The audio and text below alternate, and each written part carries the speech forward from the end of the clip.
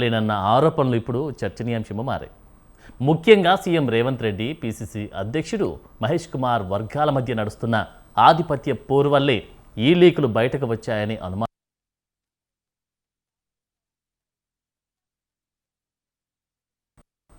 నమస్కారం, mid day డిబేట్కి స్వాగతం.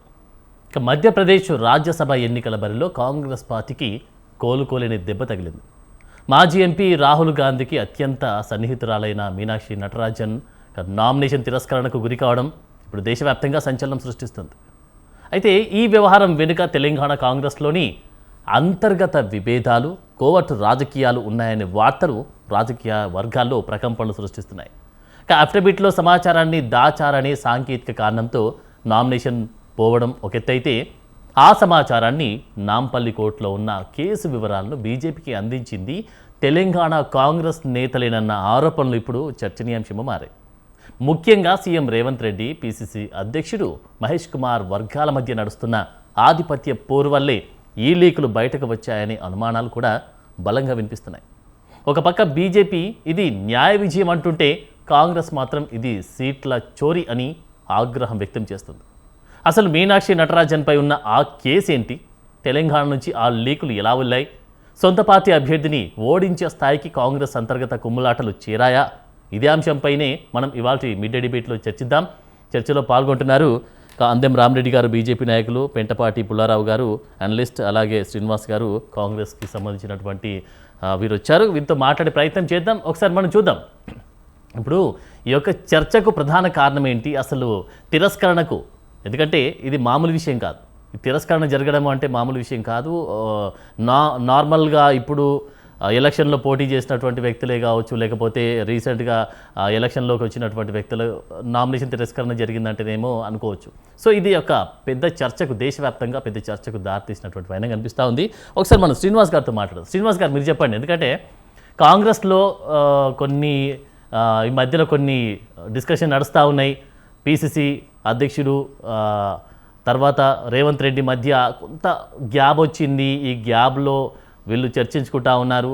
అంటే వాళ్ళకు పడట్లేదు, వీళ్ళకి పడట్లేదు అంటూ కూడా కొంచెం ఈ మధ్యలో డిస్కషన్ నడుస్తూ ఉంది. సో ఇది వాస్తవమేనా? అక్కడ లీకలు జరిగినటువంటి, అంటే ఇక్కడ కేసు ఉంది అంటూ కూడా ఈ ఇన్ఫర్మేషన్ అక్కడికి లీక్ అవ్వడం కూడా ఇందులో నుంచి, మీ దాంట్లో నుంచో ఇచ్చారంటూ కూడా రూమర్లు వస్తూ ఉన్నాయి. మరి ఇది వాస్తవమేనా? డీటెయిల్స్ ఏంటి? నమస్తే అండి. మీకు, మాతో పాటు ప్యానెల్లో ఉన్న పెద్దలకు, అదేవిధంగా స్వతంత్ర టీవీ వీక్షకులకు అందరూ కూడా నమస్కారం. మీనాక్షి నటరాజన్ గారిని మధ్యప్రదేశ్లో రాజ్యసభ అభ్యర్థి వచ్చినటువంటి దాంట్లో రిజెక్ట్ చేయడం అనేది, ఇది ఒక విధంగా న్యాయపరమైన సాకును చూయించి కాంగ్రెస్ దగ్గర నుంచి సీట్ను చోరీ చేసేటువంటి ప్రక్రియ. మీరు ఇంతకుముందు లేవనెత్తినటువంటి అంశాల్లో పిసిసి ప్రెసిడెంట్ గారికి, ముఖ్యమంత్రి గారికి మధ్య ఏమైనా విభేదాలు ఉన్నాయా?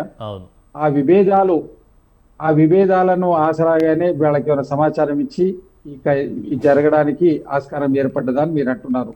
ఇది పూర్తిగా అబద్ధం. భారతీయ జనతా పార్టీ వాళ్ళు ఇట్లాంటి వాటిలలో ఈ సమాచారాలు తీసుకొని, మీనాక్షి నటరాజన్ గారి అభ్యర్థిత్వం ఖరారు కాగానే ఆమె మీద ఏమైనా కేసులు ఉన్నాయన్నటువంటి ఎంక్వైరీ జనరల్ గా వాళ్ళ పార్టీ వైపు నుంచి వాళ్ళు చేసిండ్రు. చేయడంలో భాగంగా అక్కడ అది ఒక పిటి కేసు, ఆమె మీద వచ్చినటువంటి అభియోగం కాదది. ఆ పార్టీకి సంబంధించిన ఒక డిసిసి అధ్యక్షుడి మీద ఒక బాధితురాలు ఇచ్చినటువంటి దానికి స్పందించలేదని ఈమెను కూడా ఒక అది పెట్టి దాంట్లో కోర్టులో సబ్మిట్ చేయడం జరిగింది. ఆ నోటీసు వాళ్ళకి సర్వ్ చేసిండ్రు. ఆ నోటీసు వచ్చిన విషయం కూడా బహుశా మీనాక్షి నటరాజన్ గారికి తెలిసి ఉండకపోవచ్చు. తెలిసి ఉండి ఆమె నోటీసులో ఉంటే తప్పకుండా అఫిడవిట్లో పెట్టేది. అక్కడ ఆ కారణాంతరాలు అది జరిగింది. ఆమె నోటీసులో లేకపోవడం వల్ల పెట్టలేదు. ఒక రాజకీయ నాయకుల మీద అనేక చోట్ల అనేక విధమైన కేసులు ఇవి వస్తూ ఉంటాయి. పూర్తి అన్ని వాళ్ళు నోటీసులో ఉండాలని లేదు. ఇక్కడ ఉన్నటువంటి పిసిసి వాళ్ళు ఎవరన్నా దాన్ని ఫాలో చేస్తూ ఉంటారు. వచ్చిన దాన్ని ఆమె నోటీస్ దాకా పోయి ఉంటుంది, ఆమె అఫిడవిట్లో పెట్టలేదు.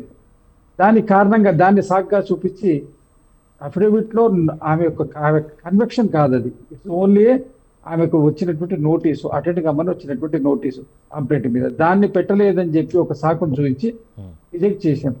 ఈ రిజెక్ట్ చేయడానికంటే ముందు కూడా వాళ్ళు ఎలాంటి ఇది పెట్టలేదు. స్క్రూటినీలో సహజంగా చేసేటువంటి భాగంగా చేసేసిండ్రు. సరే అది ఎన్నికల ప్రక్రియలో భాగంగా జరిగి ఉండవచ్చు. ఇన్ఫర్మేషన్ ఇవ్వడం ప్రతిపక్ష పార్టీలు అయినటువంటి వీళ్ళు ఇచ్చిండ్రు. ఇక ఏ విధంగా రాజ్యసభ సభ్యుల్ని పెంచుకోవాలి, ఇప్పుడు వాళ్ళకు ఉన్నటువంటి అనేకమైనటువంటి సమస్యలో ప్రధానమైనటువంటి సమస్య భారతీయ జనతా పార్టీకి రాజ్యసభలో సరైనటువంటి ఫలం లేకపోవడం గత 12 సంవత్సరాలుగా వాళ్ళు ఫేస్ చేస్తున్నారు.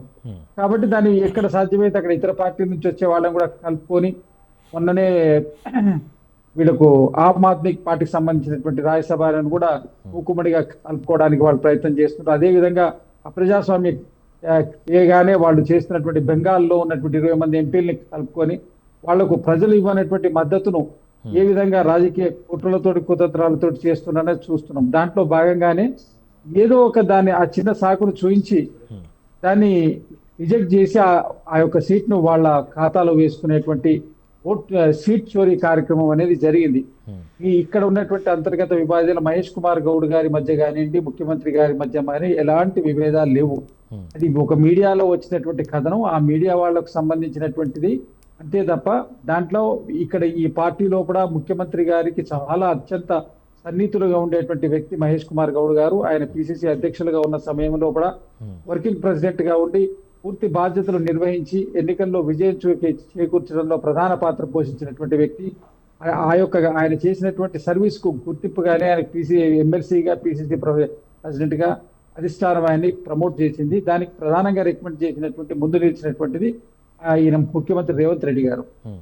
అనవసరమైనటువంటి దీన్ని సృష్టించి దీన్ని కూడా దానికి వాళ్ళ మధ్య ఉన్నటువంటి విభేదాలను రెచ్చగొట్టడం కోసం చేసేటువంటి దాని కింద చిత్రీకరిస్తున్నారు. కాంగ్రెస్ ప్రభుత్వానికి సంబంధించి కొంత నిర్లక్ష్యం కనిపిస్తుంది కదండి. ఎందుకంటే మీనాక్షి నటరాజన్ లాంటి సీనియర్ నేతపై ఉన్నటువంటి కేసు వివరాలు అఫిడవిట్లో పేర్కొనకపోవడం నిర్లక్ష్యమే కదా. ఇది కాదంటారా? నిర్లక్ష్యం కాదంటారా? నిర్లక్ష్యం. ఇప్పుడు ఆమె నోటీసులో ఉండుంటే తప్పకుండా పేర్కొంటా. ఆమె పూర్తి గాంధేయవాది. ఒక సామాన్యమైన జీవితం. ఆయన హైదరాబాద్కి ఎప్పుడు వచ్చిపోయినా ట్రైన్లో వచ్చిపోతుంది ఆమె. అంటే ఆమె అత్యంత సామాన్యంగా బ్రతుకుతుంది. తన బట్టలను తానే తాను ఒడుక్కున్నటువంటి క్లాత్ తోటి బట్టలు నేర్చుకొని అవే బట్టల్ని ధరిస్తూ ఉంటుంటే పూర్తి గాంధేయవాది. చాలా సిద్ధాంతికంగా బతికేటువంటి వ్యక్తి, నిజాయితీగా సిద్ధాంతంగా బతికేటువంటి వ్యక్తి ఆమె. శ్రీనివాస్ గారు ఒక్క నిమిషం అండి, చర్చ కొనసాగిద్దాం. రైట్, మనం చూస్తూ ఉన్నాం అందెం రామరెడ్డి గారితో మనం మాట్లాడే ముందు పెంటపాటి పుల్లారావు గారితో మాట్లాడదాం. సార్ మీరు చెప్పండి, తెలంగాణలో కేసులు లేవని సీఎం రేవంత్ రెడ్డి అంటూ ఉంటే నాంపల్లి కోర్టులో కేసు ఉందని బీజేపీ ఆధారాలతో చూపుతుంది అంటూ వస్తూ ఉంది ఇన్ఫర్మేషన్. సో మరి దీంట్లో సమన్వయ లోపం అంటారా? దీన్ని ఏ విధంగా చూడొచ్చు అంటారు? లోపం. The law is an ass అని శామ్యుయల్ జాన్సన్ అన్నాడు ఇప్పుడు చార్లెస్ డికెన్స్ 200 సంవత్సరాల క్రితం. ఈ ఒక వ్యక్తి మీద 100 కేసులు ఉంటే ఎతికి ఎవరైనా వేస్తే వెళ్ళి తీసుకెళ్ళి ఫైల్ చేయాలా? ఏమిటి ఎంత చెత్త లా ఇది! ఎలక్షన్ అప్లికేషన్ ఎప్పుడన్నా మీరు చూసారా? ఎన్ని వివరాలు అడుగుతారో, మీ ఆస్తి ఎక్కడిది, ఎంత ఉన్నది, ఆ చెట్టు పెట్టాలి, ఎన్ని మోటార్ సైకిల్స్, ఎన్ని కార్లు, ఇదా అప్లికేషన్? ఏ దేశంలో ఉండు. ఇక్కడ అతి తెలివితేటన్న దేశం మన దేశం. ఎక్కువ ఇంటెలిజెన్స్, టూ మచ్ ఇంటెలిజెన్స్. 2000 సంవత్సరాలు 3000 సంవత్సరాలు ఈ సివిలైజేషన్ అంటావు. అది ఆమె నాకు తెలియదు. చిన్న కేసు ఎవరో నోటీస్ ఇచ్చారు. ఎవరైతేనే రేపు రహస్యంగా మనం ఎక్కడో ముఖ్యమంత్రి గారి మీద చక్కగా వెళ్ళి ఉత్తరప్రదేశ్లో కేసు వేసి ఆయన పాత విలేజ్ అడ్రస్కి స్పీడ్ పోస్ట్ పంపించి మనమే డెలివరీ తీసుకుని అది అందునట్టుగా పెట్టి పారేస్తే తర్వాత ఇళ్ళ మీద పెట్టేస్తే అంతే. ఇది ఎవరో అసలు ఇది ఫే.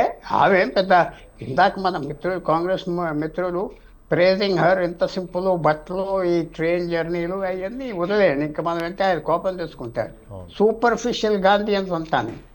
అదే ఎవడు ప్లేన్ మీద వెళ్ళేవాళ్ళు దొంగలు కదే. మహాత్మా గాంధీ కూడా ప్లేన్ మీద వెళ్ళేవాడు. అవి ఫర్గెట్ ఆల్ ఆఫ్ దాట్. ఆమె కాంట్రవర్షియల్ కూడా 2 వర్గాలు కాదు. ఆమెకి ఆ ప్రవర్తన, ఆ సెల్ఫ్ రైటియస్ ప్రవర్తన, అది అందరికి మనకు తెలుసు. మీకు రీసెంట్గా తెలుసేమో, అలాంటి వాళ్ళకి 20 సంవత్సరాలు బట్టి చూస్తాం. మధ్యప్రదేశ్లోనే ఆమెకు టికెట్ ఇవ్వకూడదు, ఎవరితో మాట్లాడదా అన్నారు. అలా అన్నీ ఉండగా ఆమె హక్కులు ఉన్నాయి కదా, ఆ టికెట్ ఇచ్చారు. ఎక్కడో కేసు ఉన్నదని తీసుకొచ్చారు. ఇది నేను అనుకుంటున్నా సుప్రీంకోర్టుకి వెళ్తే కొట్టేస్తారు. ఎందుకంటే ఎక్కడా లేదు. కన్విక్షన్ అవ్విన దాంట్లోనే రిజెక్ట్ చేయాలి. అది కూడా చెప్పపోతేనే. కానీ ప్రతి కేసు ఏమవుతుందంటే కొత్త ప్రెసిడెంట్స్ వస్తాయి, కొత్త ఆర్గ్యుమెంట్స్ పెడతారు. రెండు పక్కల పెద్ద లాయర్స్ ఉంటారు, ఏదో తీసుకొస్తారు, జడ్జిమెంట్ ఏదో రకంగా ఉంటుంది. సో నేను హోప్ చేస్తున్నా దీంతో ఆగదని. ఆమె ఒక పెద్ద ఇందిరాగాంధీ అని నేను ఒప్పుకోవట్లేదు, but she is an individual. Okay. భారతదేశం ఒక మహిళకి మగోడికి తేడా ఉండకూడదు చట్టంలో, లా అందరికీ సమానం. కాబట్టి ఇలాంటి సిల్లీ లాస్ ఉండొచ్చా? ఆమెకి ఎలా తెలుస్తుంది మీరే చెప్పండి. అవును. నాంపల్లి కోర్టులో ఉన్నదా, కేసు వేశారా, 4వ అక్యూజ్డా, ఆమెకి ఏంటి సంబంధం? అంటే అవన్నీ కలెక్ట్ చేసుకుని ఒక పెద్ద వ్యక్తి 500 కేసులు వేసుకునే శక్తి, బలం, డబ్బులు ఉండాలి కదా. రాహుల్ గాంధీ వారి మీద 100 కేసులు ఉన్నాయి, ఆయన పెద్ద లాయర్స్ టీము ఆఫీస్ ఉన్నది, అన్నీ పెడతారు. సామాన్యులు ఎక్కడ చేస్తారు? అవును. సామాన్యులు ఇది లా ఫాల్ట్. అనవసరంగా ఆ ఎలక్షన్ ఆఫీసరు ఆయన కొట్టేశాడు. ఆయనకి ఏం తెలుసు? ఆయన కొట్టేశాక ఎలక్షన్ కమిషన్ ఢిల్లీలో ఇంటర్ఫియర్ అవ్వలేదు. రిజెక్షన్ చేశాక స్థానికంగా ఉన్న ఎలక్షన్ ఆఫీసర్ కోర్టుకే వెళ్ళాలి, అంతే. సార్, ఇంకో విషయం, అక్కడ తెలంగాణలో ఉన్నటువంటి రాజకీయాల్లో ఉన్నటువంటి గ్రూప్ తగాదాలు మరి పొరుగు రాష్ట్రాల్లోని రాజ్యసభ సీట్లపై ప్రభావం చూపడం దేనికి సంకేతం అంటారు సార్? అది మీరు నమ్ముతున్నారంటే నేను నమ్మను. అది పెద్ద, అది ఎవరికి తెలియలేదు. మన బీజేపీ లీడర్స్ చాలా ఇంటెలిజెంట్, టాలెంటెడ్ పీపుల్ ఉన్నారు. ఒక ఫేమస్ క్రిమినల్ లాయర్ ఆయన చెప్పుకోవటమే, ఆయన ప్రెసిడెంట్గా ఉన్నాడు బీజేపీ తెలంగాణకి, ఇది అందరికి తెలుసు. అది కొద్దిగా ఆలోచించి చేసి పెట్టింది. బట్ ఇది అవన్నీ అలా ఉండగా రాజకీయానికి అలా అడ్వాంటేజ్ తీసుకోవచ్చు, జాగ్రత్తగా ఉండాలి. బట్ ఇది ఫేర్. ఆమె మీద ఏదో కేసు ఉన్నది, ఏమన్నా మర్డర్ కేసా, మోరల్ టర్పిట్యూడా, లంచగొండా, అదేం కాదు కదా. ఎవరో తిట్టారు, ఆ మనిషి ప్రైవేట్ కేసు వేస్తుందా? ఈమె యాక్షన్ తీసుకోదు. ఏదేమో యాక్షన్ తీయాలి, ఎవరో హెరాస్ చేసిన వాళ్ళని ఈమెకేం సంబంధం? ముఖ్యమంత్రి మీద ఎందుకు వేయలేదా కేసు? లేకపోతే ముఖ్యమంత్రి మీద పడాలి కదా, లేకపోతే పోలీస్ కమిషనర్ మీద. సో నేను అనుకుంటున్నా ఇది ఒక మంచి ఎగ్జాంపుల్, మంచి అవకాశం. చెత్త చట్టాలు పుస్తకాల్లో ఉండకూడదు. ఉంటే ఎవరంటే పెద్దవాళ్ళకి ఏం ఇంపాక్ట్ ఉండదు, సామాన్యులు మాత్రం చాలా కష్టం వస్తుంది. ఎవరైనా పోటీ చేయాలి ఎలక్షన్ అంటే వాళ్ళ మీద ఈ కేసులు అన్నీ కలెక్ట్ చేసుకుని ప్రజలకు చెప్పాలట. ప్రజలు ఈ ఎలక్షన్ రికార్డ్ చూసి వీడు మంచోడు కాదంట. మరి గోండాస్కి, మర్డరర్స్కి, బాహుబలీస్కి ఉత్తరప్రదేశ్లో ఎలా వేస్తున్నారు ఓట్లు, బీహార్లో ఎలా వేస్తున్నారు, ఇప్పటి వరకు బెంగాల్లో ఎలా చేశారు? ప్రజలు ఏమి చూసుకుని వేస్తున్నారంటే నేను ఆనందపడతా. ఎక్కడ వేస్తున్నారు చెప్పండి? ఇవన్నీ మామూలు. ఇది మనం చీప్ చేయకూడదు, మన కాన్స్టిట్యూషన్ని చీప్ చేయకూడదు. చీప్ అంటే ఇలాగా అన్నిటికీ తగాదాలు వచ్చేటట్టుగా చేయకూడదు. తప్పకుండా నేను ఆశిస్తున్నా. ఆ వ్యక్తి ఏమో పెద్ద మోడల్ అని కాదు, ఆ ఒక ఇండివిజువల్, ఆ ఒక రైట్స్ ఉన్నాయి, హక్కులు ఉన్నాయి. ఆమె మీద ఇది పెద్ద ఒక ట్రిక్. ఇది ఒక ట్రిక్ కాకపోతే ఏంటి? ఏదో పెట్టేసాం, ఆ ఎలక్షన్ ఆఫీసర్ కొట్టేశాడు, అంతే. ఇంకా నువ్వు వెళ్ళి కోర్టుకి వెళ్ళి దెబ్బలాడుకో. ఆయన చేయవలసిన డ్యూటీ చేస్తే అది ఎలక్షన్ కమిషన్ మీద రిఫ్లెక్షన్ వస్తుంది. ఎలక్షన్ కమిషన్ పవర్ లేకపోయినా ఎలక్షన్ కమిషన్ ఆఫ్ ఇండియా తప్పకుండా సుప్రీంకోర్టులో వాళ్ళు అఫిడేవిట్ వేయాలి, మేము ఆర్డర్ చేస్తాం, మీరు ఆర్డర్ ఇవ్వండి, మళ్ళీ పెట్టమని ఎలక్షన్. రైట్. ఒకసారి రామరెడ్డి గారితో మాట్లాడదాం సార్. చెప్పండి. రామరెడ్డి గారు, మీరు చెప్పండి, అసలు సమాచారం లీక్ అయిందన్న మాట పక్కన పెడదాం సార్ కొద్దిసేపు. అభ్యర్థి తప్పును పట్టుకోవడమే మీ వ్యూహమా? ఇది ప్రజాస్వామ్యబద్ధమే అంటారా? దీన్ని ఏమంటారు దీనికి సంబంధించి? ఇది అభ్యర్థి తప్పంటే నామినేషన్ వ్యాలిడా కాదా అనేది క్వశ్చన్. రాజకీయ పార్టీ ఎదుటి పార్టీలో ఏదైనా తప్పులు ఉంటే తప్పకుండా ఎత్తి చూపించాలి, అప్పుడే సమర్థ రాజకీయ పార్టీ అవుతుంది. ఎన్నికలు అనేది పార్టీకి చాలా ముఖ్యమైన అంశం. కాబట్టి అక్కడ తప్పులు ఉన్నప్పుడు, తప్పులు వాళ్ళకు ఇన్ఫర్మేషన్ వచ్చినప్పుడు ఈ తప్పు ఉంది నామినేషన్ అని చెప్తుంది, కంప్లైంట్ ఇస్తుంది. ఇచ్చినప్పుడు ఆ ఎలక్షన్ ఆఫీసర్ ఎవరు ఉంటారో ఆ తప్పు మరి యాజ్ పర్ రూల్ వాట్ ఆ నామినేషన్ రిజెక్ట్ చేసే తప్ప, రిజెక్ట్ చేయకూడదు తప్ప అని ఆ ఎలక్షన్ ఆఫీసర్ నిర్ణయం తీసుకుంటాడు. దాని మీద ఏమైనా మీకు ఇబ్బంది ఉంటే ఎలక్షన్ కమిషన్ ఉంది, హైకోర్టు, సుప్రీంకోర్టు ఉన్నాయి. అక్కడ వెళ్తే ఆ కోర్టు దాన్ని మీ పరిశీలన చేసి తీర్పిస్తుంది. దాని ప్రకారం అది నామినేషన్ రిజెక్షన్ కరెక్ట్ అయితే అంతే క్లోజ్ అవుతుంది. కరెక్ట్ కాకపోతే మళ్ళీ రీఎలక్షన్ వస్తుంది, మళ్ళా మధ్యప్రదేశ్ సభ ఎలక్షన్ కు మళ్ళీ రీఎలక్షన్ వస్తుంది. అంతకు మించి దాని మీద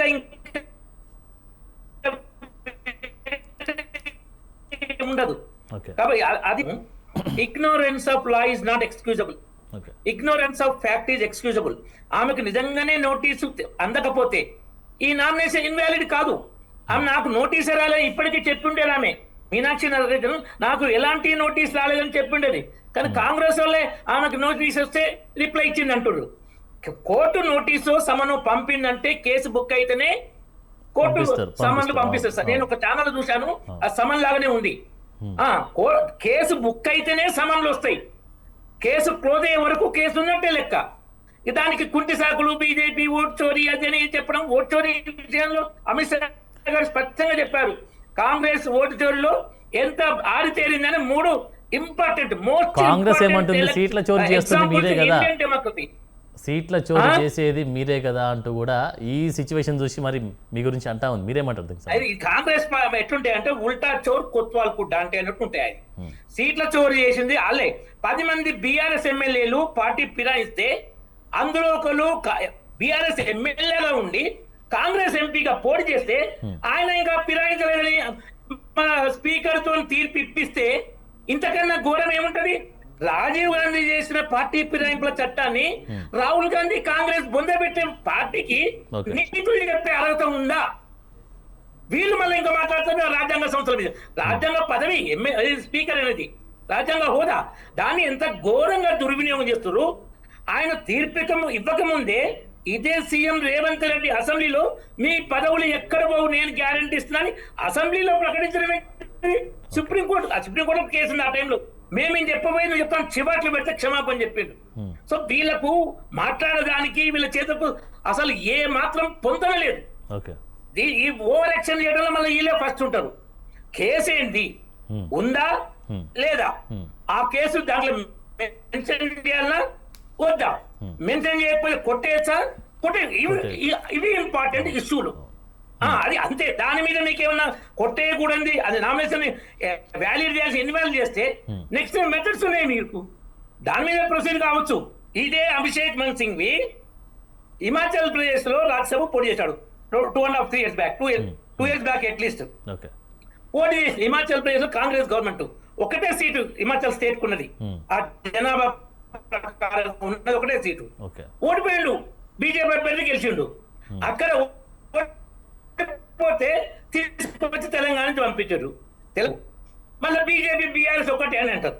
ఇదే రేవంత్ రెడ్డి కవితకు బెయిల్ వచ్చినప్పుడు బీజేపీ బీఆర్ఎస్ ఒకటే కాబట్టే కవితకు బెయిల్ వచ్చినట్టు సుప్రీంకోర్టు చివాట్లు పెట్టింది. మీ రాజకీయ పార్టీలు నిర్ణయాలు తీసుకుంటే మేము దాన్ని బట్టి బెయిల్ ఇస్తామని అప్పుడు క్షమాపణ చెప్పిండు. తప్పులు చేసేది వీళ్ళే, మళ్ళీ ఆరోపణలు చేసేది బీజేపీ మీద. దీన్నే అంటారు ఉల్టా చోర్ కొత్వాల్ కుడ్డ అంటే అని. రేవంత్ రెడ్డి మాటలు కూడా ఎంత బెదిరిస్తుండు కేంద్ర మంత్రిని, నువ్వు తిరగలేవు, నీ సంగతి తెలుస్తా. ఈయన చరిత్ర ఏంటంటే అప్పట్లో బుట్టో ఇప్పుడు ముషరఫ్ అని మాట్లాడుతాడు. నెహ్రూను తెలంగాణ సపరేట్ అయినాక పార్లమెంట్ లో టీడీపీ ఎమ్మెల్యేగా తెలంగాణకు ద్రోహి అని మాట్లాడిండు. ఇందిరాగాంధీని విమర్శించుడు. రాజీవ్ గాంధీ సోనియా గాంధీ బలిదేవత అన్నాడు. రాహుల్ గాంధీ విమర్శించుడు. వైఎస్ఆర్ బతుకున్నప్పుడు ఎన్నడూ మెచ్చుకోవాలి, ఇప్పుడు జపం చేస్తుండు. పివి నరసింహన్ కూడా మెచ్చుకోవాలి ఉన్నప్పుడు. ఈవెన్ ఎన్టీ రామారావు గారిని కూడా రేవంత్ రెడ్డి కాంగ్రెస్ లో జైన్ అయిన కొత్తలో ఆయన పెద్ద హీరో అనుకోని కాకుండా ఆయనే కృష్ణుడు, ఆయనే రాముడు అనుకుంటున్నాడు. ఆయనకు అహంభావం విమర్శించి జూబ్లీ ఎన్నికల టైంలో అవసరాన్ని బట్టి ముస్లిం ఓట్ల కోసం పెద్దమ్మ గుడి కూడా కొట్టి కాంగ్రెస్ అంటే ముస్లింలు కాంగ్రెస్ అని ఎన్టీ రామారావు విగ్రహం పెడతా అని ఇట్లా బదన చేస్తే ఎవరిని దూషించినవో వాళ్ళనే మెచ్చుకుంటాడు. ఏ మాత్రం ఇది లేకుండా సీట్ లేకుండా మళ్ళీ వీళ్ళు బీజేపీ అంటారు. ఇది ఎంతవరకు కరెక్ట్? మేము అట్లా చేయం. రామచంద్రరావు గారు ఈ senior council senior council state president. ఆయన మీద ఎలా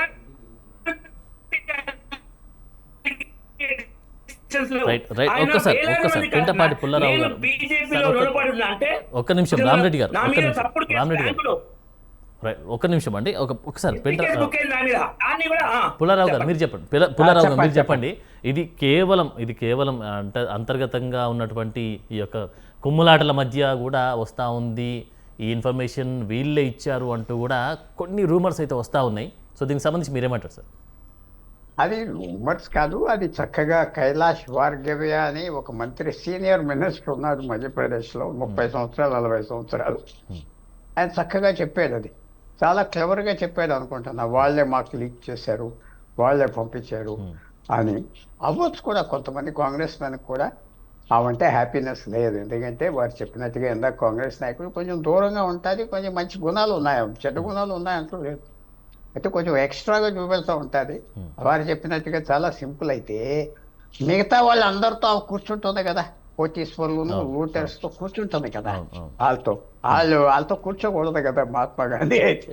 సో కొంతవరకు మంచిది.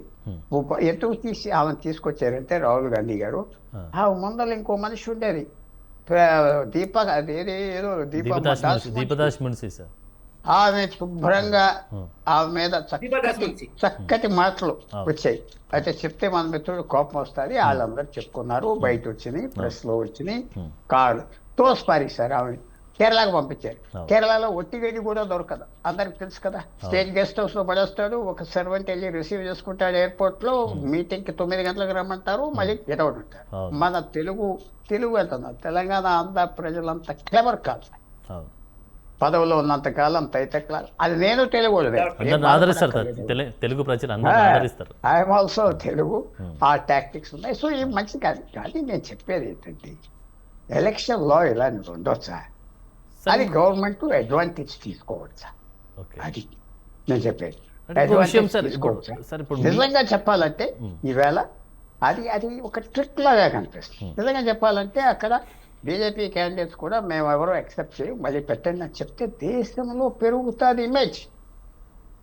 ఈ ఒక్క సీట్ లేకపోతే నరేంద్ర మోడీ గారి ఇమేజ్ ఎక్కడికి పోదు, దేశంలో ఇమేజ్ పెరుగుతుంది చక్కగా. అది చేసుంటే అది చేయట్లేదు, ఏదో పెద్ద తెలివితేటలుగా చేసామనుకుంటున్నారు. It's not a good thing. It's not, నేను చెప్పేది ఇద్దరి మీద నాకేమీ మంచి లేదు చెడ్డ లేదు. ఐ ఓన్లీ సే సామాన్యుడికి ఇలాంటి నెత్తి మీద పెట్టొద్దు, ఇది ఒక మంచి పద్ధతి కాదు. అది ఒక స్లైట్ ఆఫ్ హ్యాండ్ అంటారు, అంటే ఒక ట్రిక్. దానివల్ల లాభించామని చెప్తే ఎలాగా, అది కరెక్ట్ కాదు. నేను హోప్ చేస్తున్నా సుప్రీంకోర్టు ఇంటర్వ్యూ అవుతారు. పిసిసి అధ్యక్షులు అలాగే రేవంత్ రెడ్డి మధ్య కుమ్ములాటలు నడుస్తూ ఉన్నాయి, వర్గ విభేదాలు నడుస్తూ ఉన్నాయి అంటూ వార్తలు వస్తూ ఉన్నాయి. దీనికి ప్రాయంగా చెప్తున్నా Revanth Reddy is all power. అతనితో నేను అనకూడదు, పిసిసి ప్రెసిడెంట్గా చాలా గొప్పరే అదేం కాదు, ఎవరు తగు పెట్టుకోరు. కాంగ్రెస్ పార్టీతో నాకు చాలా ఇంటిమసీ ఉన్నది. వాళ్ళు మొహాలు చూసి చేస్తారు. ఢిల్లీలో బాగున్నది రేవంత్ రెడ్డి కంటే మళ్ళీ ఎవడు మాట్లాడు, కరెక్టే కాదా? ఎవరు కంప్లైంట్ ఇవ్వడు, ఒక్కడే వెళ్ళాడు. ఎవరిని కలవడు కూడా రాహుల్ గాంధీ, ఎవరిని కలవడే ఎక్సెప్ట్ రేవంత్ రెడ్డిని, ఎవరిని కలవడు. ఏదో మేము కలిసాం, వచ్చాం, చెప్పుకుంటాం, హాల్లో కలిసాం, షేక్ హ్యాండ్ ఇచ్చాడు, బుధ మీద చేసాడు, ఫోటో తీసుకున్నాడు, పెళ్లి ఇన్విటేషన్ అన్ని ఇచ్చాం, తీసుకున్నాడు. ఓన్లీ రేవంత్ రెడ్డి గారి మీద పొజిషన్ ఇవాళ ఎక్స్ట్రాడినరీ స్ట్రాంగ్ పొజిషన్ కాంగ్రెస్ ఆర్గనైజేషన్లో. ఆయన కంటే ముఖ్యమంత్రులు 4 ఉన్నారు, ఆయన తక్కువే అందరూ, డికే శివకుమార్తో పాటు. ఈయన నెంబర్ 1 ఎంజాయ్ చేస్తున్నాడు. ఆయన మీద వెళ్ళి ఇక్కడ ఎవరు వెళ్ళి ఆయనతో తగు పెట్టుకున్నాడంటే ఇంకా నేను దానికి ఏమన్నా చెప్తే కొంచెం ఎక్స్ట్రాగా నేను మాట్లాడినట్టుగా ఉంటుంది. కాబట్టి నో బడీ విల్ అపోజ్. ఆయన అడగండి కాంగ్రెస్ లీడర్, నేను చెప్పేది కరెక్టే కదా చెప్పండి, అడగండి ఎవరైనా. They won't dare complain against him, అంతే. So let us leave it. Thank you for this opportunity. నేను హోప్ చేసేది ఏంటంటే కామన్ సెన్స్ ప్రివేల్ అవుతే మంచిది. సుప్రీంకోర్టు ఎలక్షన్ కమిషన్ కూడా దీంట్లో ఇన్వాల్వ్ అవ్వాలి. అవ్వకుండా ఏదో వాళ్ళు పుస్తకాల్లో చెప్పినట్టుగా ఉంటే ఇంకా దిగజారిపోతారు. ఇది ఏదో కొద్దిగా తప్పు అయింది, సెటిల్ చేద్దాం అని పిలిచి మళ్ళీ కోర్టుకి వెళ్ళి ఏదో కోర్టుకి ఆలే అఫిడేవిట్ ఇచ్చి వీఆర్ రీహోల్డింగ్ దిస్ అంతా అయిపోతారు. చెయ్యాలి. మరి చేస్తారా చేయరా నాకు తెలుసు. రైట్, శ్రీనివాస్ గారు మీరు చెప్పండి, మీరు మాట్లాడండి. ఇప్పుడు పెద్దలు పుల్లారావు గారు, వారు సీనియర్ విశ్లేషకులు, వారు ఎవరి మీద రాగద్వేషాలు లేకుండా పారదర్శకంగా చెప్పిన అభిప్రాయాలు, వారికి ఉన్నటువంటి వ్యక్తిగత అభిప్రాయాన్ని వారికి ఉన్న అనుభవంతో చెప్పి నేను దానికి గౌరవిస్తున్నా, స్వాగతిస్తున్నా. నేను దాని విషయంలో నేను కామెంట్ చేయదలుచుకోలేదు. బట్ కాకపోతే మన రామన్న గారు చాలా అగ్రెసివ్గా భారతీయ జనతా పార్టీ యొక్క గొప్పతనాన్ని, ఔన్నత్యాన్ని, వారు ఉన్నటువంటి ప్రజాస్వామ్య బద్ధతను వారు చాటుతున్నారు. కానీ అలాంటిది ఏమీ లేదు. పెద్దలు పుల్లారావు గారు క్లియర్గా చెప్పిండ్రు. దాంట్లో లీగల్ దాంట్లో ఏమైనా అవకాశం ఉంటే కోర్ట్స్ ఇన్వాల్వ్ అవుతాయి. ఎలక్షన్ కమిషన్ కూడా అన్ని కావాల్సినటువంటి అప్రాప్రియేట్ స్టెప్స్ అన్ని తీసుకుంటారు. తీసుకొని దీన్ని ఏదో విధంగా న్యాయపరంగా గెలవడానికి పూర్తి సహాయశక్తుల ప్రయత్నం చేస్తుంది కాంగ్రెస్ పార్టీకి సంబంధించినటువంటి నాయకత్వం. కాకపోతే ఈ యొక్క చిన్న చిన్న సాకులు, అది ఆమె మీద వచ్చిన డైరెక్ట్ అలిగేషన్ కాదు, ఆమె చర్య తీసుకోలేదని ఆమె మీద పెట్టినటువంటి కేసులో భాగంగా ఆమెకు నోటీస్ అందింది. ఆమె నోటీస్ ఉంది, రిప్లై ఇచ్చిందని చెప్పి మా రామన్న చెప్తున్నాడు. బట్ కాకపోతే ఒక టీవీ ఛానల్లో ఉండొచ్చు. ఛానల్లో ఒకసారి వచ్చిన తర్వాత ఎక్కడి నుంచో సమాచారం తీసుకుంటారు. ఇప్పుడు ఉన్నటువంటి బట్ నాకున్నటువంటి సమాచారం as per I talk to is a personal coordinator here. ఆయన చెప్పింది ఏంటంటే, నాకు లేదు, ఆమెకు ఆ నోటీస్ అందినట్టు ఆమెకు తెలియదు, మా నోటీస్ లో కూడా లేదు, వచ్చిందట, బట్ కాకపోతే మాకు తెలియదు, బట్ మాకు తెలియదు రియాక్ట్ కావాలంటే మాకు లీగల్ సెల్ దాని లీగల్ మీరు అన్నారు. రిప్లై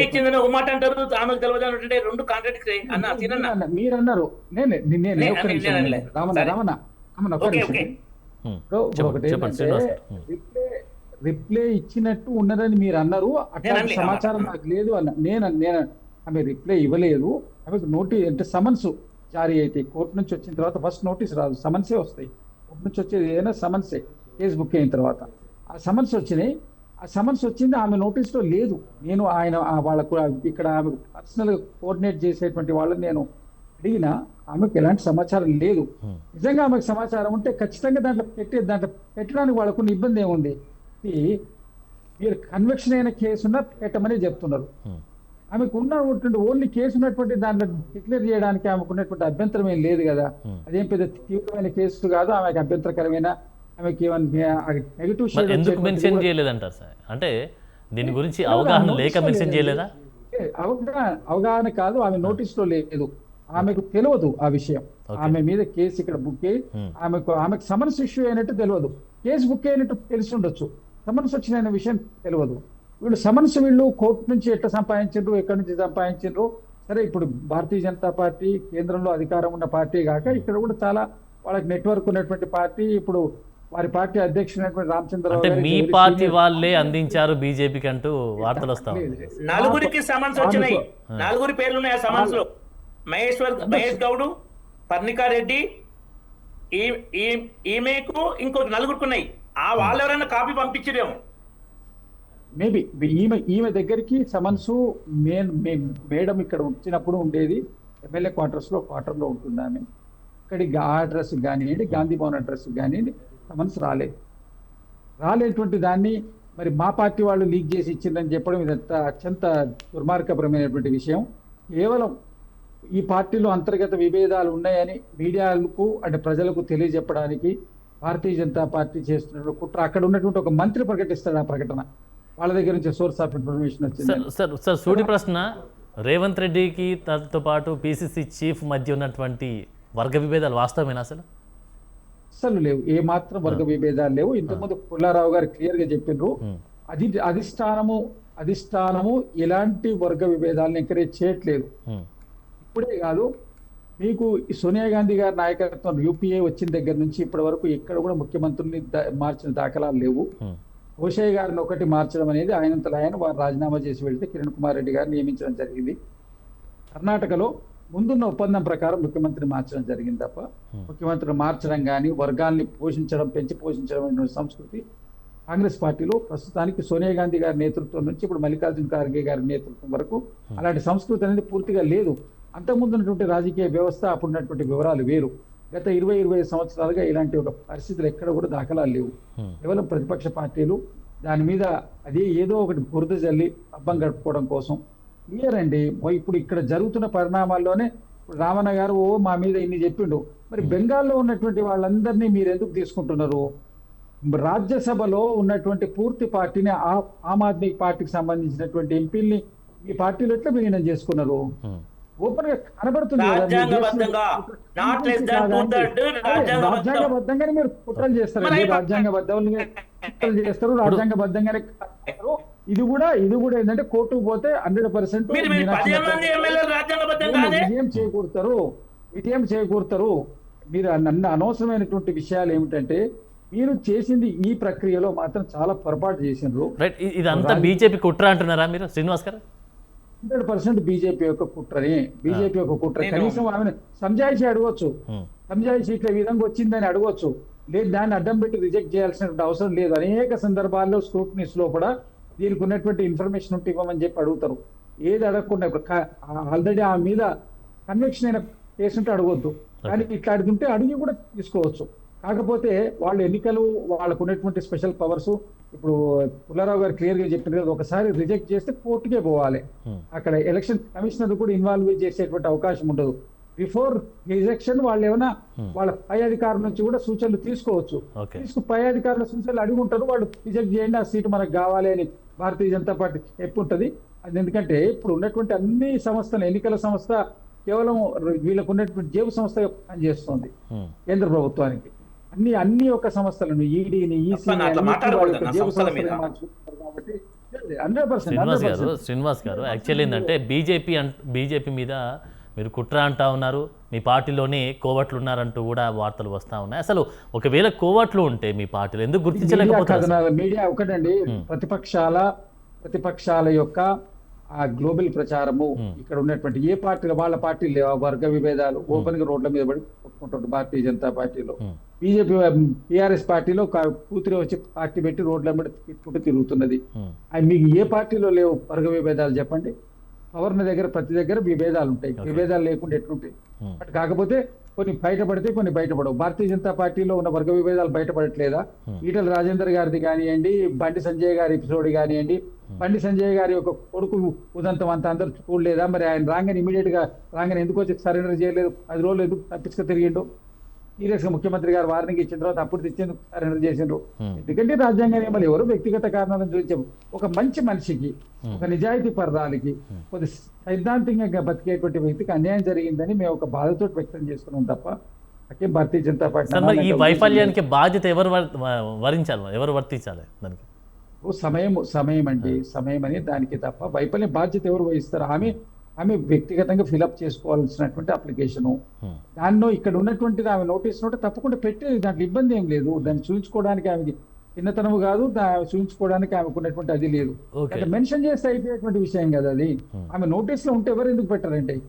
దయచేసి మీరు అర్థం చేసుకోవాలి, ఆమె నోటీస్ లో లేని విషయం అది. మా ఇక్కడ ఉన్నటువంటి నాయకులకే సరిగ్గా తెలియదు ఆ విషయం. ఎవరికి కూడా సమన్స్ లేనట్టు పూర్తి సమాచారం లేదు. అది వీళ్ళు ఎక్కడి నుంచి సంపాదించిండ్రో సమన్స్ సంపాదించి చేసారు. ఒక్కోసారి సమన్స్ అందవండి, అక్కడ పోస్ట్ చేస్తారో అందవు. అంటే అనేక సందర్భాలు ఉంటాయి. ల్యాబ్స్ ఆఫ్ కమ్యూనికేషన్ ఉన్నది అక్కడ కోసం. ఇది నిజంగా చాలా బాధాకరమైనటువంటి విషయం అండి మా వరకు. వాళ్ళ భారతీయ జనతా పార్టీకి ఆనందకరమైన విషయం కావచ్చు, కానీ మేము ఒక మంచి వ్యక్తికి జరిగినటువంటి అన్యాయంగానే భావిస్తున్నాం. మేము ఇది భారతీయ జనతా పార్టీ సార్ రామరెడ్డి గారితో మాట్లాడదాం. సార్ మీరు చెప్పండి, ఆ డాక్యుమెంట్లు తెలంగాణ కాంగ్రెస్ నేతలు ఇచ్చారన్న ఆరోపణలకు మీ సమాధానం ఏంటి సార్?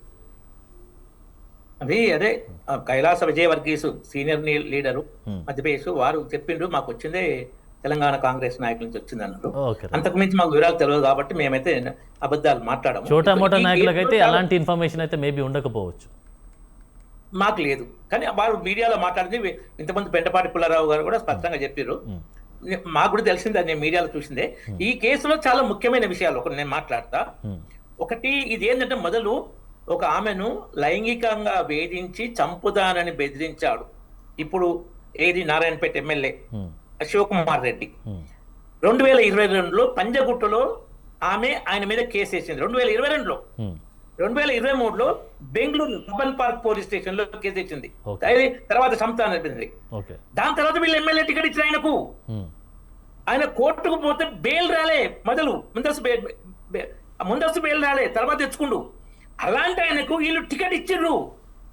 ఆ విషయం ఆమె కంప్లైంట్ ఇంతకుముందు దీపాదాస్ మున్సి గారు ఇన్ఛార్జ్ ఉన్నప్పుడు ఆమెకు మీనాక్షి నటరాజు చెప్తే ఆమె నేను తర్వాత మళ్ళీ కలిసినప్పుడు అడిగితే సస్పెండ్ చేసిన అందట. ఆ సస్పెండ్ చేసిన ఎవిడెన్స్ పేపర్ ఇవ్వమంటే ఇయ్యలే.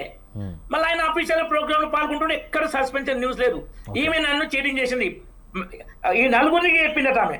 ఏది మన ఈవెన్ మహేష్ కుమార్ గౌడ్, తర్వాత ఈ ఎవరి వాకిటి శ్రీహరి మంత్రి, పర్ణికారెడ్డి, ఈ నలుగురి మీద 10 కోట్ల డామేజ్ షూట్ చేసింది ఈ కేసు. ఎందుకంటే మిస్గైడ్ చేశారు, నా ఇది దెబ్బతీస్తుండ్రు, అయ్యం తీసుకోవట్లేదని. కాబట్టి నలుగురికి సమన్స్ అందాయి.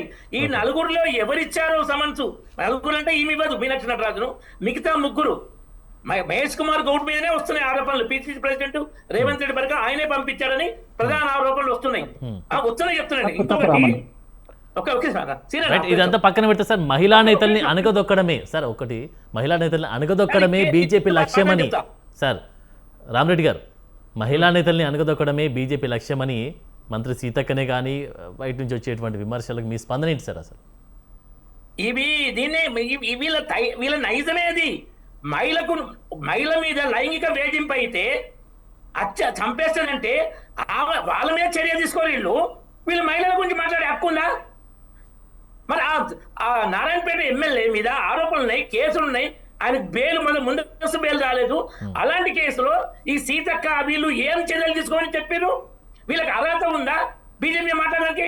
ఇంతకుముందు ఇది నేను పాయింట్ ఒకటి సీనాన్ని చెప్పింది దాంట్లో ఆమెకు తెలియదు అంటే, అసలు ఇంతకుముందు ఒక ఛానల్లో కాంగ్రెస్ ఆయన చెప్పిండు, ఆమె ఆల్రెడీ రిప్లై ఇచ్చింది, దాంతో ఆమె బాధ్యత అయిపోయిందని చెప్పిండు. ఖమ్మం సీనియర్ లీడరు ఆయన, మళ్ళీ టీఆర్ఎస్ మళ్ళీ కాంగ్రెస్ నుండి వచ్చారు. పేరు చాలా ఉన్నాయి, ఇప్పుడు గుర్తు రావట్లేదు. ఇంతకుముందు ఒక ఛానల్ చెప్పిండు, ఆమెకు నోటీస్ వచ్చింది, ఆమె రిప్లై ఇచ్చింది, దానికి లెక్కే లేదన్నాడు. ఇంకొకటి నిజంగానే ఆమె తెలియదు అనుకుంటే ఇగ్నోరెన్స్ ఆఫ్ ఫ్యాక్ట్ కింద నడవదు, అది కోర్టు కొట్టేస్తుంది, ఆమె రుజువు చేసుకోవాలి. దీనికి ఎగ్జాంపుల్ చెప్తా నేను. మోటార్ వెహికల్ యాక్ట్ ఇంగ్లాండ్ లో 170 సంవత్సరాల క్రితం ఆ కేసు, ఆ యాక్ట్ లో ఏముందంటే యాక్సిడెంట్ చేస్తే యాక్సిడెంట్ చేసిన driver near by police station లో యాక్సిడెంట్ జరిగిందని ఇన్ఫర్మేషన్ ఇవ్వాలి. ఇవ్వకపోతే సెకండ్ కేసు బుక్ అయింది. ఒకటి accident case, 2 non informing case. దీని మీద నాన్ ఇన్ఫార్మింగ్ కేసు కోర్టులో ఒక ట్రాలీ ద్వారా యాక్సిడెంట్ బ్యాక్ సైడ్ జరిగింది, ఆ కేసు బుక్ అయినాక కోర్టులో ఆయన చెప్పిండు, అసలు యాక్సిడెంట్ జరిగిన విషయమే నాకు తెలియదు, ట్రాలీ వెనుక తగిలింది, తెలియదు నేను ఇన్ఫార్మ్ చేస్తా అంటే కోర్టు ఎస్ అప్పుడు అమెండ్ చేసింది. ఇఫ్ నోస్ తెలిస్తే, ఈమెకు కూడా తెలియకపోతే కేసే కొట్టేస్తారు. ఈమె తెలిసి మెన్షన్ చేయకపోతే నామినేషన్ ఇన్వాలిడ్. ఎలక్షన్ కమిషన్ కూడా మాకు సంబంధం లేదు. ఇంతకుముందు పుల్లారావు గారు కొంచెం డౌట్ ఎక్స్ప్రెస్ చేశారు. ఇన్ఫర్మేషన్ తీసుకుంటుంది మధ్యప్రదేశ్ ఎలక్షన్ ఆఫీసర్ నుంచి, ఏం జరిగింది, ఎందుకు రిజెక్ట్ చేశారు, ఇన్ఫర్మేషన్ తీసుకొని రిప్లై ఇస్తుంది కాంగ్రెస్ డెలిగేషన్ కు. దాన్ని సాటిస్ఫై ఎట్లా కేసు సుప్రీంకోర్టు పోతుంది, సుప్రీంకోర్టు జడ్జిమెంట్ ఇస్తుంది. అవి చట్టపరంగా నడుస్తాయి. కానీ ఈ విషయంలో కాదు, కొన్ని స్పీకర్స్ కి ఇచ్చిన పవర్ లో సుప్రీంకోర్టు ఏం చేయలేకపోతుంది. 10 మంది ఎమ్మెల్యేలను డిస్క్వాలిఫై చేయకుంటే సుప్రీంకోర్టు తెలుసు వాళ్ళు ఫిరాయించడని. ఎంపీగా పోటీ చేసిండు, బిడ్డల ఎంపీ నామినేషన్ లో ఆయన సంతకాలు పెట్టిండు, కాంగ్రెస్ పార్టీలే తిరుగుతుర్రు, కాంగ్రెస్ ప్రచారం చేస్తున్నారు. అయినా సుప్రీంకోర్టు ఏం చేయకపోతుంది, వీళ్ళంతా దుర్వ్యయం చేస్తున్నారు, వీళ్ళు మమ్మల్ని అంటారు. అక్కడ ఆప్ ఎమ్మెల్యే ఆయన గురించి చెద్దా రాఘవ్ చెద్దా, ఆయన డిప్యూటీ ఫ్లోర్ లీడర్ నుంచి తీసేయమని, ఎందుకంటే నాకే పోటీ వస్తుండు అని ఆ కేజ్రీవాల్ ఈయన పక్క జరపంటే మమ్మల్ని ఎదగనియరని గ్రహించి వాళ్ళు ఫిరాయించారు. మధ్యప్రదేశ్ లో, ఇదే మధ్యప్రదేశ్ లో మీకు ఏం చెప్తా బెస్ట్ కాంగ్రెస్ ది, జ్యోతిరాదిత్య సింధియా, మాధవరావు సింధియా కొడుకు, ఆయన పేరు మీద 2018 ఎమ్మెల్యే ఎలక్షన్ గెలిచారు. నినాదం ఏంటంటే వీళ్ళది Shivraj versus Yuvraj. Shivraj Singh Chouhan BJP chief minister, ఈయన యువరాజు, ఆయన గ్వాలియర్ యువరాజు. అట్లా ఆయన గెలిచినాక సోనియా గాంధీకి కమల్నాథ్ దిగ్విజయ్ సింగ్ బదులుకొని పోయి ఈయనను ముఖ్యమంత్రి కానివ్వాలి, అదొక నేరం, అదొక ద్రోహం. రెండోది ఈయనని ఎంపీగా ఓడగొట్టారు, ఎప్పుడు ఓడిపోలే వీళ్ళు. ఈ ఫ్యామిలీ ఎప్పుడు గ్వాలియర్లో కానీ గుణ కానీ ఓడగొట్టిరు, అది భరించాడు. మూడోది రాజ్యసభ టికెట్ అడిగితే అప్పుడు వీళ్ళ గవర్నమెంట్ ఉన్నాం కూడా ఈయనకి ఏమన్నారు, ప్రియాంక గాంధీ వస్తుంది, ప్రియాంక గాంధీ రాలేక్టర్గా నన్ను దెబ్బతీయడానికి కుట్ర చేసి గ్రహించి అప్పుడు బీజేపీకి వచ్చిన ఆయన. ఎట్లయితే అస్సాం ముఖ్యమంత్రి హిమంత బిశ్వ శర్మ రాహుల్ గాంధీ కలవడానికి పోతే కలవకుండా కుక్కర్ బిస్కెట్ తినుకుంటూ కూర్చుండు, అప్పుడు ఆయన బయటికి పోయిండు. వీళ్ళ తప్పుల వలన కాంగ్రెస్ బయటకు వచ్చి అద్భుతంగా సక్సెస్ అవుతారు లీడర్లు. హిమంత బిశ్వ శర్మ, మమతా బెనర్జీ చేసిన ఆయనకి ఇప్పుడు ఆమె అనుభవిస్తుంది, ఆయనే ఓడగొట్టిన 2 సార్లు మమతా బెనర్జీని, సువేంద్ర అధికారి. సో ఇట్లా ఇప్పుడు అద్భుతంగా చిన్న కేంద్ర మంత్రులు మంచిగా పనిచేస్తుండ్రు. Right. కాబట్టి కాంగ్రెస్ పార్టీలో వీళ్ళకు సోనియా గాంధీ గులాంగిరి చేసే పదవులు వచ్చినా కొన్ని సందర్భాలు సోనియా గాంధీ మాట కూడా నడవట్లేదు. ఎగ్జాంపుల్ కేరళలో కేసీ వేణుగోపాల్ అంటే సోనియా గాంధీ మంచి ముఖ్యమంత్రి చేద్దాం అనుకుంటే అక్కడ ముస్లిం లీగ్ అండగా దిగిన ఆయన ఏంటంటే పోస్టర్లు పెట్టించాడు. వయనాడులో మీరు పోటీ చేయలేదుగా. ఆర్టీ రాహుల్ గాంధీ, పీటీ ప్రియాంక గాంధీ వయనాడు మర్చిపోండి. మీ ఇంటి పని మనిషి మీకు మూటలు మోసే వ్యక్తిని కేరళ ముఖ్యమంత్రి చేస్తారా? కేరళ మీరు క్షమించాలని పోస్టర్లు పెడితే దిగొచ్చి ఇప్పుడు సతీష్ ఆయన ముఖ్యమంత్రి చేశారు. రైట్, ఒక్కసారి శ్రీనివాస్ గారితో మాట్లాడదాం. శ్రీనివాస్ గారు ఒక్క నిమిషం చెప్పండి. కాబట్టి ఈ కాంగ్రెస్ తప్పు, కాంగ్రెస్ రామరెడ్డి గారు ఒక్క నిమిషం అండి. రైట్ రైట్ రైట్ రామరెడ్డి గారు ఒక్క నిమిషం శ్రీనివాస్ గారితో మాట్లాడదాం. శ్రీనివాస్ గారు మీరు చెప్పండి. ఇప్పుడు భారతీయ జనతా పార్టీలోకి ఏ అవినీతి పరులు పోయినా ఏ రకమైనటువంటి వాడు వాషింగ్ పౌడర్ నిర్మా అవుతారు వాళ్ళు. ఎందుకంటే అక్కడ అనేకమైన సందర్భాలు చూసినాం. ఇప్పుడు వారే చెప్పిండు, రామన్న చెప్పిండు. ఇప్పుడు మన బెంగాల్లో ఉన్నటువంటి ముఖ్యమంత్రి మీద నరేంద్ర మోడీ గారు ఈయన ముఖ్యమంత్రి అయిన తర్వాత అన్ని సోషల్ మీడియాలో ఆయన మీద చేసినటువంటి కామెంట్స్, ఆయన మమతా బెనర్జీ గారి దగ్గర ఉన్నటువంటి చేసిన కామెంట్స్, వారు చేసినటువంటి బాడీ లాంగ్వేజ్ అంతా చూపించుకుంటూ వీడియోస్ అన్ని వచ్చినాయి. మరి అప్పుడు వచ్చినటువంటి వ్యక్తి భారతీయ జనతా పార్టీ లాగానే పవిత్రుడైపోయాడు. మీరు కేసులు ఉంటాయి, కోర్టుల కేసులు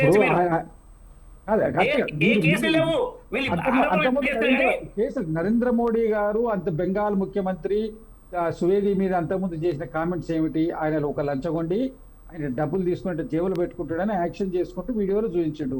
మరి ఆ వీడియోలు వచ్చినప్పుడు ఆ వీడియోలు ఆయన మోడీ గారు యాజ్ ఎ ప్రధానమంత్రిగా ఆయన చేసినటువంటి ఆయన బాడీ లాంగ్వేజ్ ను ఓపెన్ గా మీడియాలో మీకు అన్ని సోషల్ మీడియాలో ప్రజెంట్ చేసిండ్రు. మరి అలాంటి వ్యక్తి పార్టీలకు రాగానే మీకు ఆయన స్వచ్ఛందమైన వ్యక్తి అయిపోయిండు, పవిత్రుడైపోయిండు, ఆయనకు ఉన్నటువంటి దోషాలన్నీ పోయినాయి. అంటే భారతీయ జనతా పార్టీ విచారధార గోంగనే ఆయన పవిత్రుడైపోతాడు. గంగానదిలో మునిగితే పవిత్రుడైపోయినట్టు అన్నిటికంటే మాఫ్ అవుతాయి అన్ని కేసులని. వేరే పార్టీలో ఉన్న వాళ్ళు అన్ని తప్పులు కనబడతాయి. వాళ్ళ దగ్గర వచ్చిన వాళ్ళే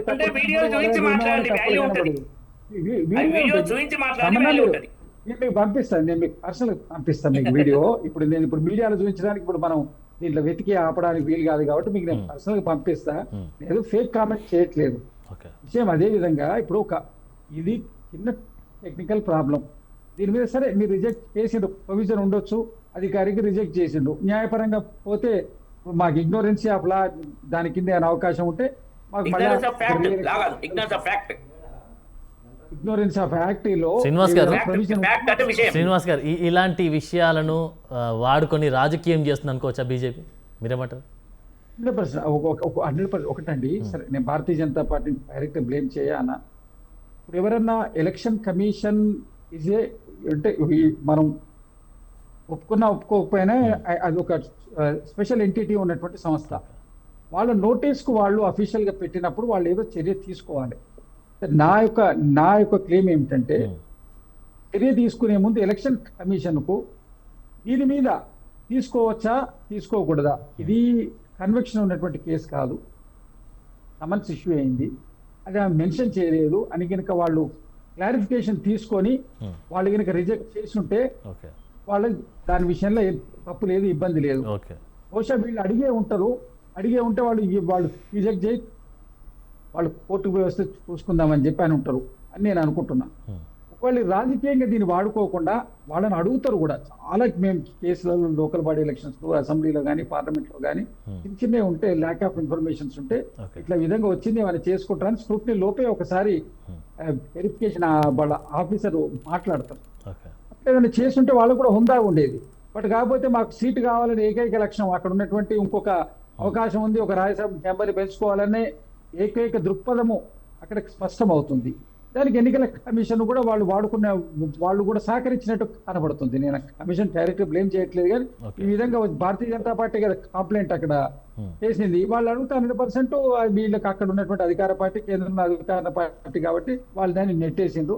మీనాక్షి నటరాజన్ గారికి తీవ్రమైనటువంటి నష్టం జరిగింది, ఒక మహిళకు నష్టం జరిగింది, ఒక నిబద్ధత కలిగిన రాజకీయ వ్యక్తికి అన్యాయం జరిగింది. ఇది మా యొక్క అభిప్రాయం అండి. దాంట్లో 100% రాజకీయంగా వాడుకుంటున్నారు. ఒక మహిళను తొక్కే ప్రయత్నం చేస్తున్నారు, కాస్త వయసు నిజాయితీ ఉన్నటువంటి మహిళను. అలాంటి వాళ్ళు రాజకీయాల్లో లేకుండా చేయడం అనేది కరెక్ట్ కాదు. దానివల్ల దేశానికి, ప్రజాస్వామ్యానికి నష్టం, పూర్తి స్థాయిలో నష్టం అని మా అభిప్రాయం. శ్రీనివాస్ గారు, ఫైనల్గా మీరు ఏం చెప్తారు అనుకుంటున్నారు దానికి సంబంధించి? అంటే ఒక రాజ్యసభ సీట్ను కోల్పోవడం అంటే మామూలు విషయం కాదు, ఎందుకంటే తను ఆషామాషి వ్యక్తి ఏం కాదు. ఇప్పుడు తెలంగాణకి వచ్చే టైంలో కూడా అధికారంలో వచ్చేటువంటి సిచ్యువేషన్ మనం చూసాం. తెలంగాణకి ఎంటర్ అయ్యేటప్పుడే సాదాసీదాగా వచ్చింది, అందరూ గమనించారు. ఎవరు హంగు ఆర్భాటాలు లేకుండా వచ్చినటువంటి సిచ్యువేషన్ మనం చూసాం.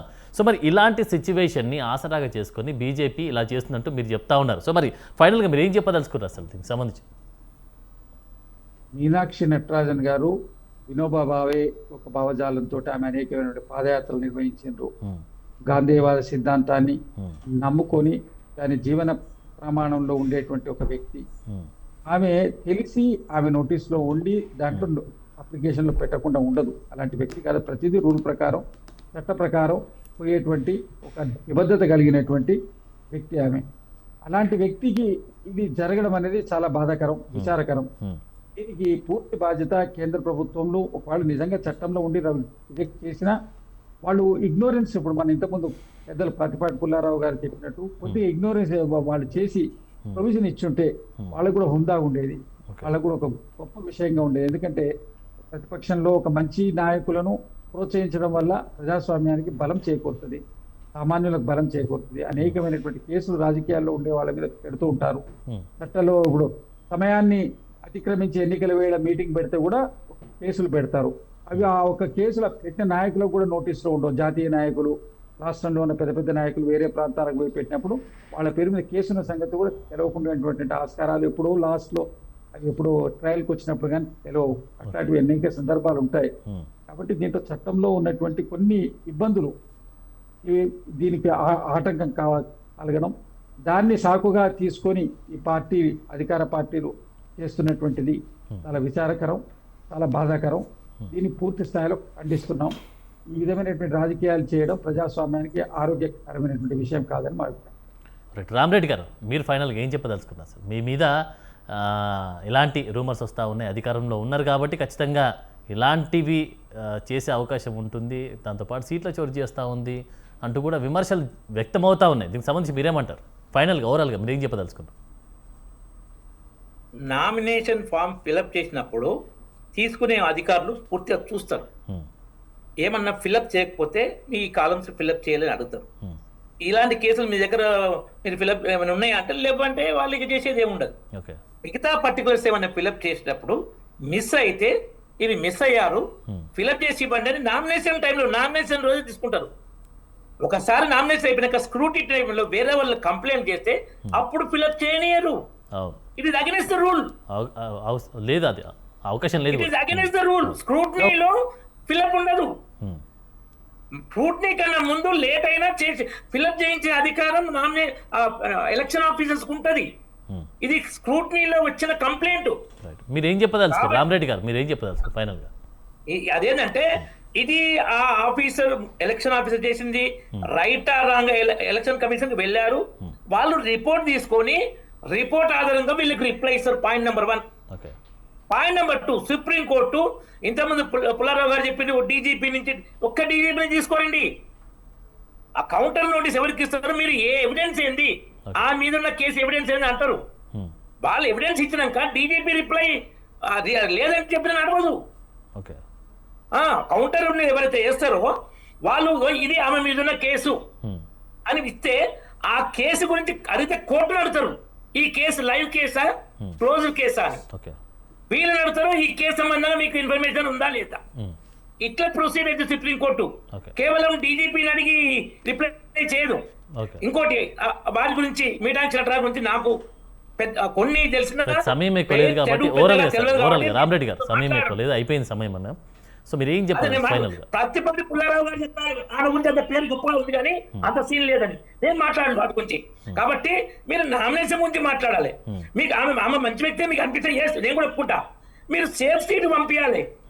164 బీజేపీ, 63 కాంగ్రెస్ ఉన్న దగ్గర రిస్క్ సీట్ పంపించండి మీరు. రైట్ అంటే ఆమె మీ గౌరవం మీరే ఇవ్వలేదు. Right okay. కాబట్టి ఆ తప్పు ఇలా బీజేపీది లేదు. ఎలక్షన్ కమిషన్ ఉందే లేదో ఎలక్షన్ కమిషన్ కోర్టు చెప్తుంది, మేము చెప్పిన దాని గురించి. రైట్, థ్యాంక్ యూ అండి, thank you very much. Media డిబేట్లో పాల్గొన్నటువంటి అందెం రామరెడ్డి గారికి, పెంటపాటి పుల్లారావు గారికి, అలాగే శ్రీనివాస్ గారికి థ్యాంక్ యూ అండి, థ్యాంక్ యూ వెరీ మచ్.